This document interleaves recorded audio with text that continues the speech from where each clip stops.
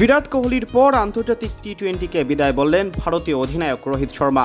দক্ষিণ আফ্রিকাকে হারিয়ে টি-20 বিশ্বকাপ ফাইনালের ম্যান অব দ্য ম্যাচের পুরস্কার নেওয়ার সময় অবসরের ঘোষণা দেন কোহলি।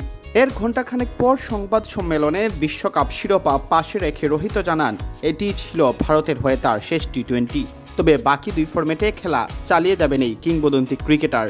সংবাদ সম্মেলনে রোহিত বলেন, আমারও এটি শেষ ম্যাচ ছিল। শুরু থেকে এই ফরম্যাট খেলতে আমি খুব উপভোগ করেছি। আমার মনে হয় এখন এই ফরম্যাটকে বিদায় বলে দেওয়া ভালো। আমি ভারতের হয়ে নিজের কেরিয়ার শুরুই করেছি এই ফরম্যাট দিয়ে। আমি চেয়েছিলাম বিশ্বকাপ জিতে বিদায় বলতে।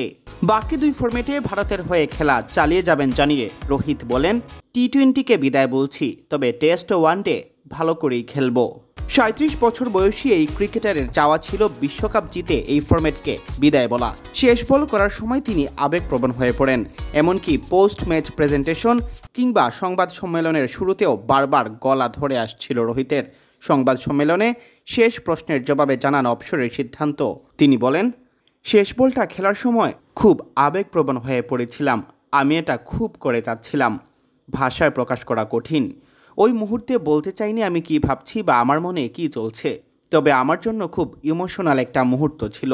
আমি যদি আমার ওই মুহূর্তটা ক্যামেরায় বন্দি করে রাখতে পারতাম, তবে এটা তো সম্ভব নয়। তবে এটা সবসময় আমার মনে থাকবে।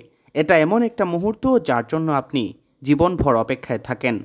বিশ্বকাপ জিতে অপশন নিতে পারায় স্বস্তি প্রকাশ করে রোহিত আরও বলেন, পরিকল্পনা করে এসব হয় না, এমনিতে হয়ে যায়। আমি মুখিয়েছিলাম পুরোটা জীবন, শেষ পর্যন্ত অর্জন করতে পেরেছি, তাতে আমি খুশি। 2007 সালের সেপ্টেম্বরে ইংল্যান্ডের বিপক্ষে ম্যাচ দিয়ে ডারবানে টি-20তে অভিষেক হয় রোহিত শর্মার।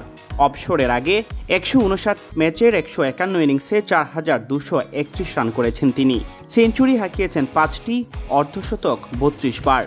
140.89 স্ট্রাইক রেটে ব্যাট করায় ব্যাটারের ব্যাটিং গড় 32.05। সিয়াম চৌধুরী, বিডি ক্রিক টাইম।